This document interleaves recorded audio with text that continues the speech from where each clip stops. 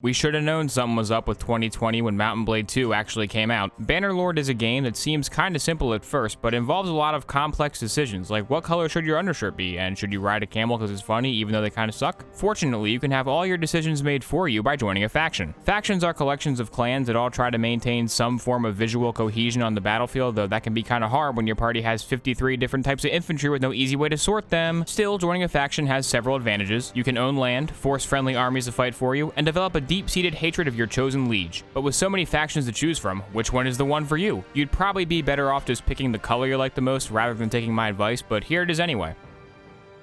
Every fantasy world needs a generic empire. In Bannerlord, the creatively named The Empire is split into 3 factions because that way they can say it technically has more factions than Warband. Following the mysterious death of Emperor Arenikos, who was presumably assassinated because his name was hard to say, his wife Rahagaya, which is not an improvement, declared that she should be the new empress because she was the rightful heir. 2/3 of the country got a real kick out of the idea of a woman having power, but the southern portion of the empire thought, you know what, maybe the emperor should be hereditary because that always works out well. Rahagaya also has a daughter named Ira, who is a top marriage prospect because her horse has really good armor. You may wonder why the daughter of the empress would marry a guy who has no castle and makes his living by wandering around killing homeless people, and she wonders that too, but I passed a charisma check, so she doesn't get a choice. The Southern Empire's troops are blue, which is my favorite color, and the name Rahagaya kinda sounds like a bionicle, but she'd probably be one of those bionicles that has a lot of blue pins showing, so I cannot in good conscience condone joining her. And also, if you say anything positive about her faction, you get an army of people who've never had an original thought in their lives spamming simp in your comments section. Speaking of old used up jokes, Lucan is the leader of the Northern Empire, a faction that believes the Senate should control the Empire, because that always works out so well. Like, come on, dude.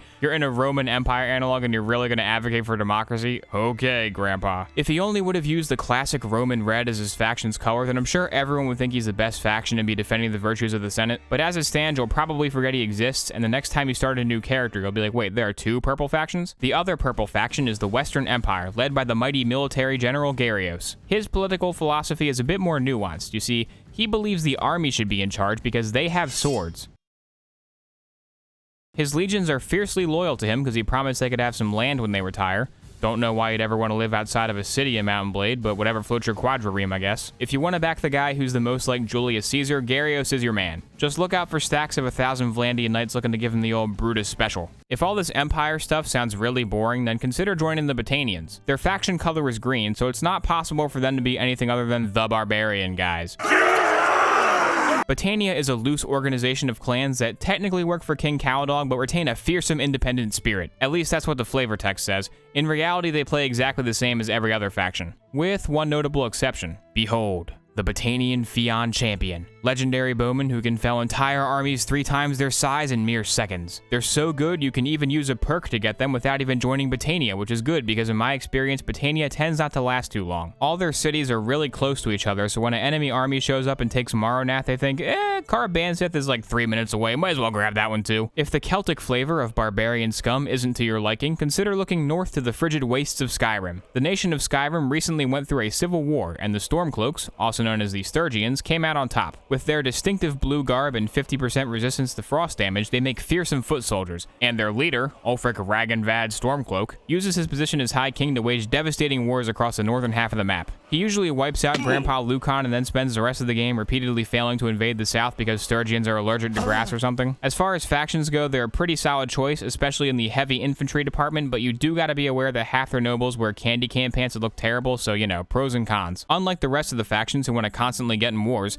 the Aserai are content to just chill in the desert the entire game. After losing the city of Huzn Folk, which they do every single time in a matter of seconds, their only way to reach pretend Europe is through this tiny land bridge, and all it takes is one guy parking their army there to completely grind the Aserai economy to a halt. So aside from the occasional horse archer army that devastates the imperial countryside, they largely stay out of continental politics, and nobody really cares because their recruits look really out of place in any biome other than desert. Also, they have camel cavalry, which makes them the best faction by default. The Vlandians got their start doing mercenary work for the Empire, and in return, the Empire gave them a lot of castles. One day, the Empire was like, alright, Vlandia, come help us with this war, and Vlandia was like, no thanks, we're good. The Empire was like, what? You guys can't do that? Come on, let's go kill them. Oh, right, we get gave them castles. The Vlandians wasted no time preparing copious amounts of olives for the coming of their prophesied messiah, the Olive Lord. But little did they know, their holy text was mistranslated, and they were actually supposed to be preparing butter for the Bannerlord. Eventually, this error was discovered, and those who accepted the new buttery catechism formed the Kingdom of Swadia, with the city of Praven without the D serving as their holy capital. Those who remained loyal to the olive called themselves the Kingdom of the Rodox, and took green as their color because Botania was wiped out in the first hour of the game, so green was available. Wait, this is Warband, not Bannerlord, sorry.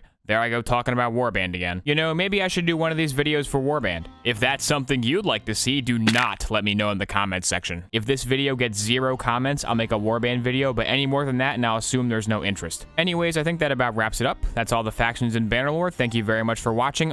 Come on, do I have to? I really don't want to. I hate those guys. Fine, okay.